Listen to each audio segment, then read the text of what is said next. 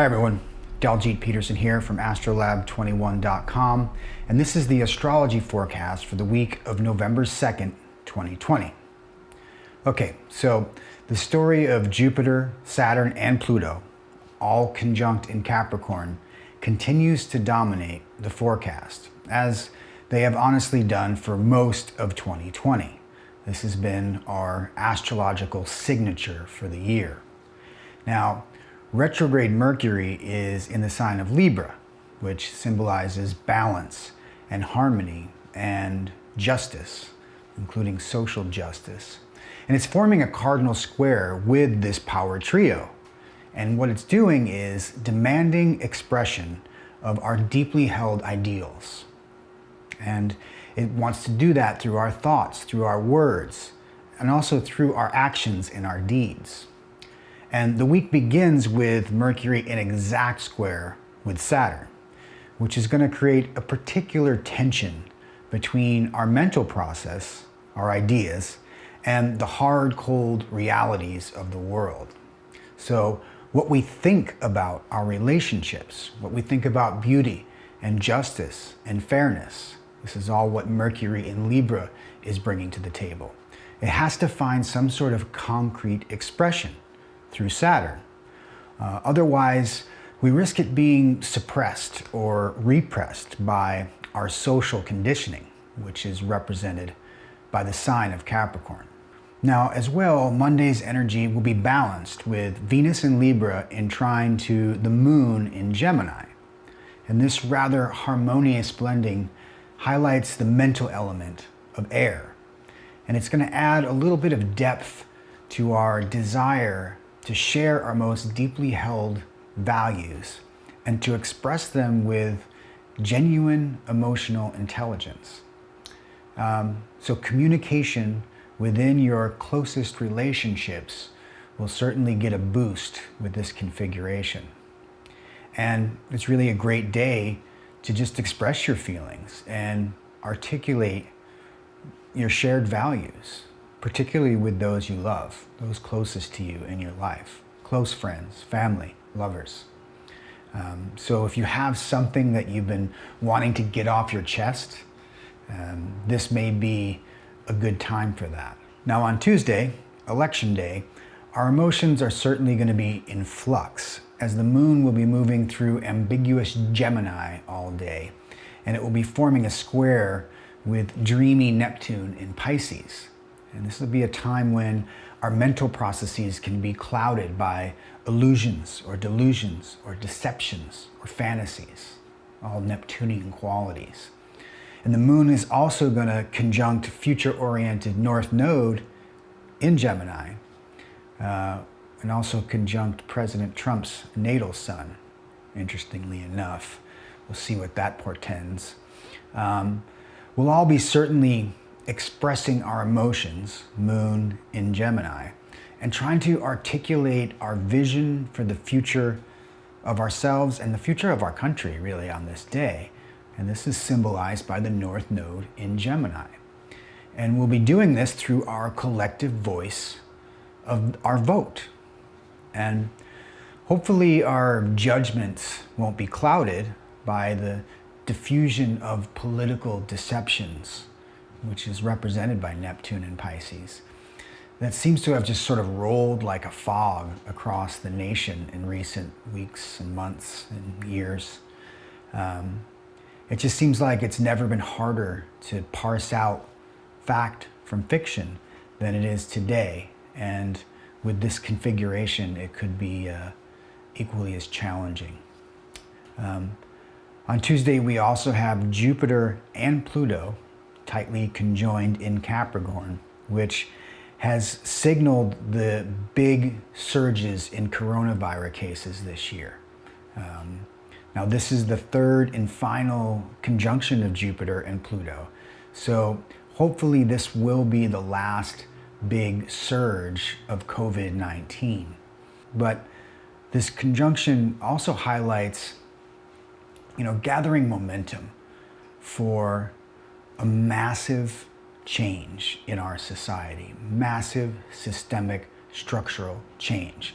And this momentum has been building for the better part of a decade, really since 2008. And it's just been thrust to center stage this year, by the effects of the pandemic and the persistent issues around social justice that have cropped up this year. And Jupiter just wants to expand on Pluto's energy to transform. And Pluto in Capricorn is trying to transform the very structure of our society. And it's trying to hasten reform and help us to rebuild a better tomorrow. And, Jupiter is always focused on the future.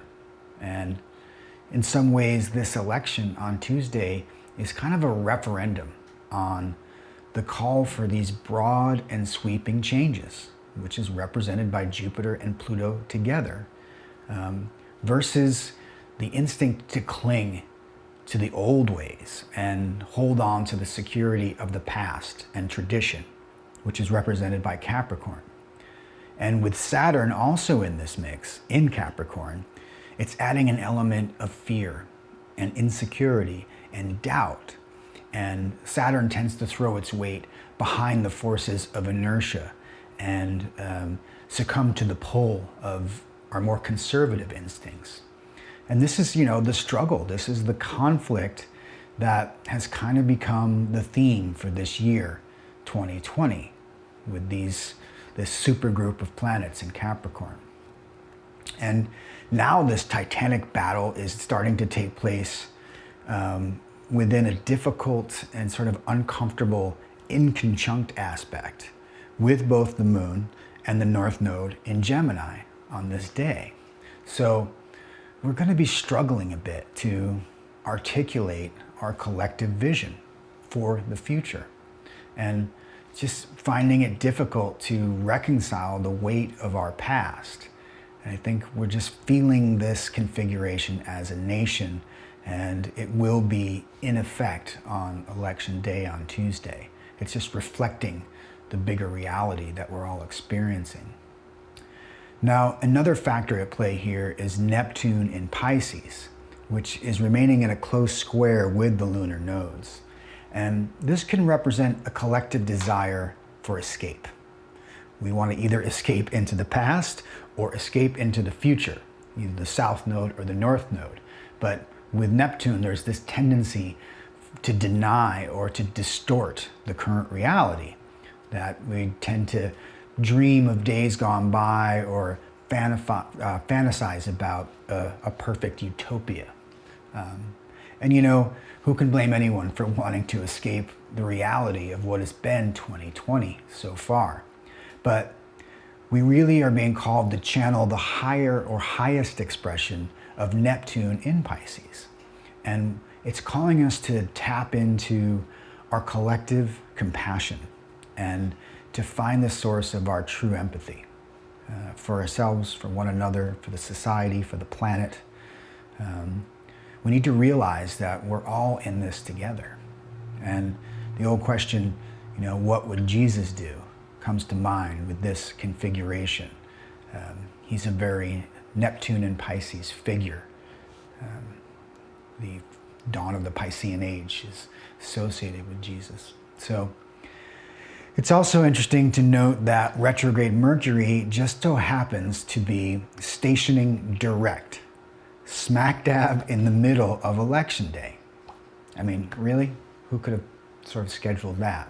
So, the planet that rules information and communication is just going to stop and stand still in the sky on the day when the media coverage will be at a fever pitch around this much anticipated election.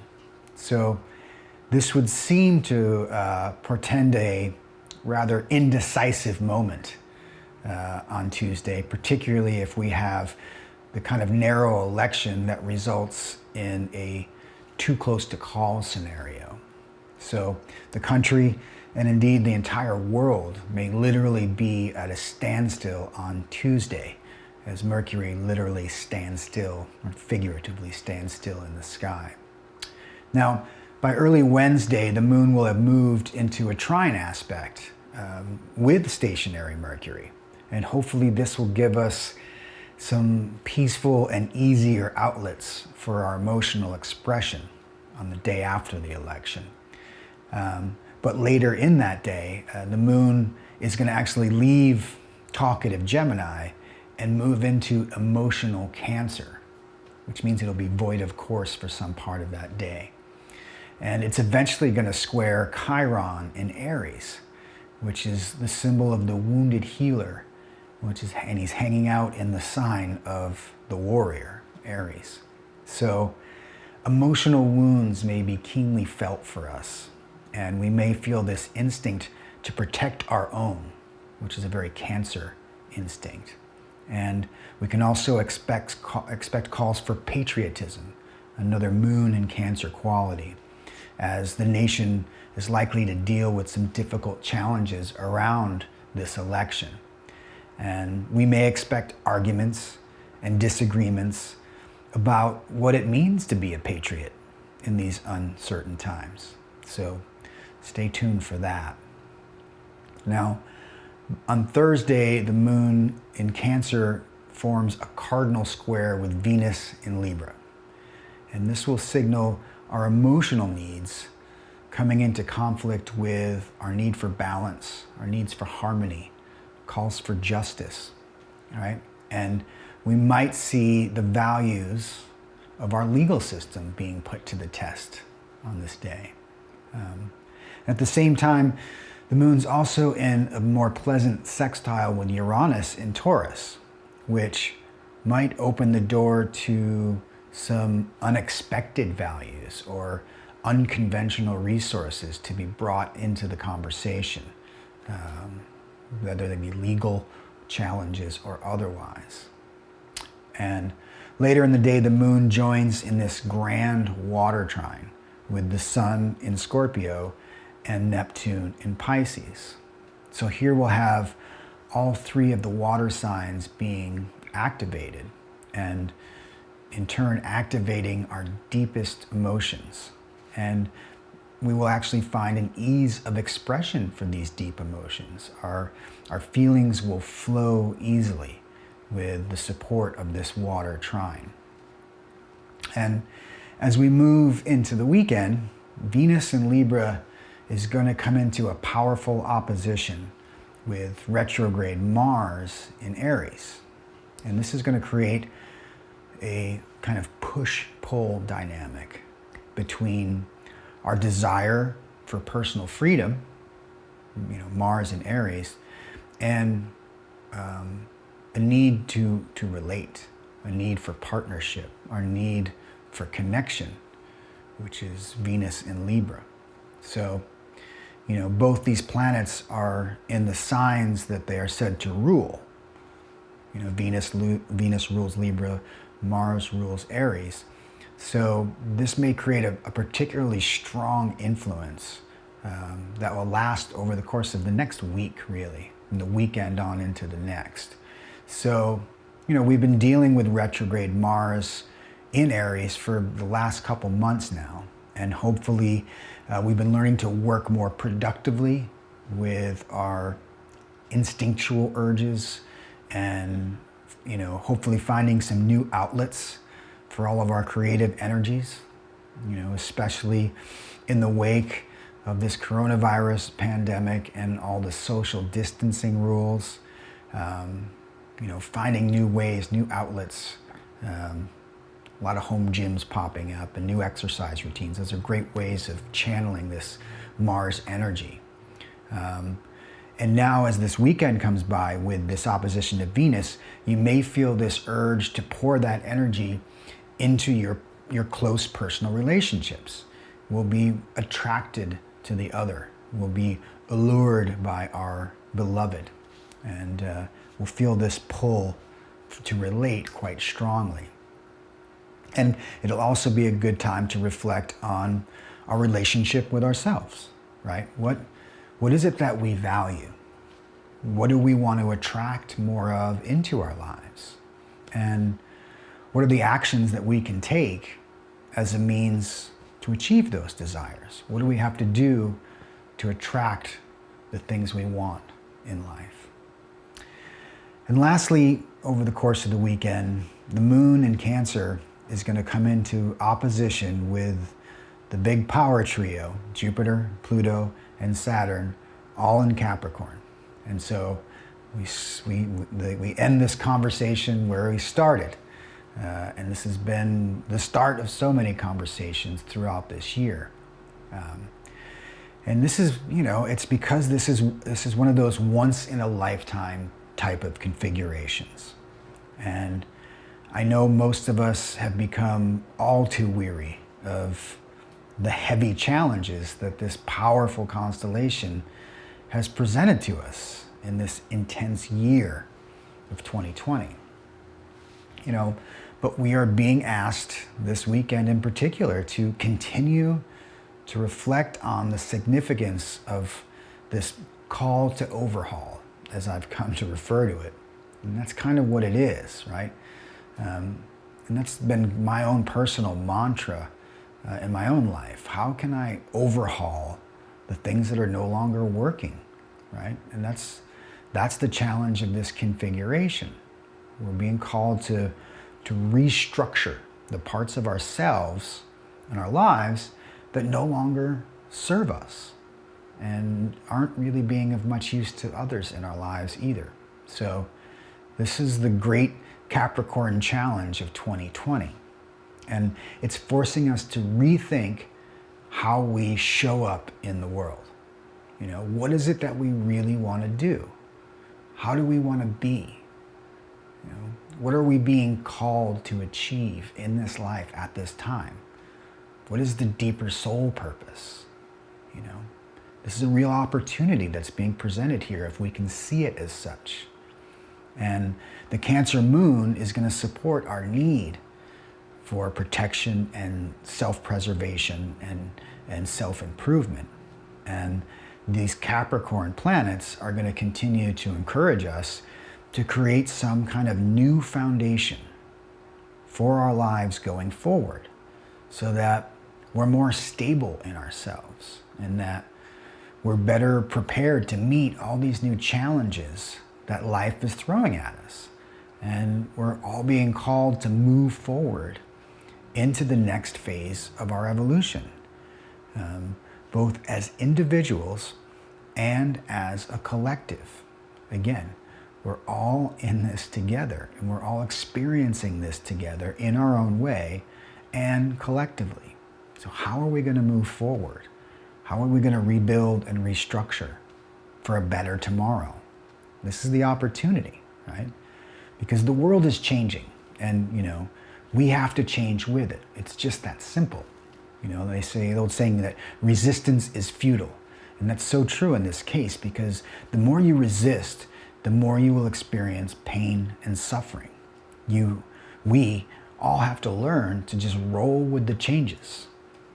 Now, hopefully, some of the outcomes of our political process this week will prove to offer us some much needed change. But we just have to realize that we're being forced to recognize that there are certain aspects of our political system that are just completely broken, and they need to be reformed. And this election cycle, I think, is making these facts glaringly obvious to many of us. So much so that we just can no longer ignore them. Something has to be done. And that's, this Capricorn configuration. All of the systems of our society are being stress tested right now. And it's to determine what still works and what doesn't work anymore. What needs to be reformed and what needs to be completely released and let go of. And it's not just our political system, but it's all of our systems across society, our financial system, our medical system, educational system, our legal system. We're in the midst of a great systemic change, right? The call to overhaul. That's what we need to do. And astrology is helpful because it reminds us of these cyclical needs for these kinds of changes.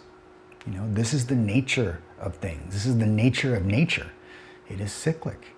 It is spiraling. You know, the old ways fall apart. They don't serve. You know, we're being called to a new way of being, right? And we're being called to answer the call as individuals. And when we do that, when we change ourselves, we become a part of a bigger change that tends to ripple through the entire society. So really, there's never been a better time to embrace Gandhi's famous phrase, be the change you want to see in the world. It's good advice. So I hope this has been helpful and insightful as usual. And I hope it helps you prepare for what should prove to be an event-filled week. And I wish everyone a happy and healthy and hopeful and safe week ahead. Yeah. Until next time, Sat Nam.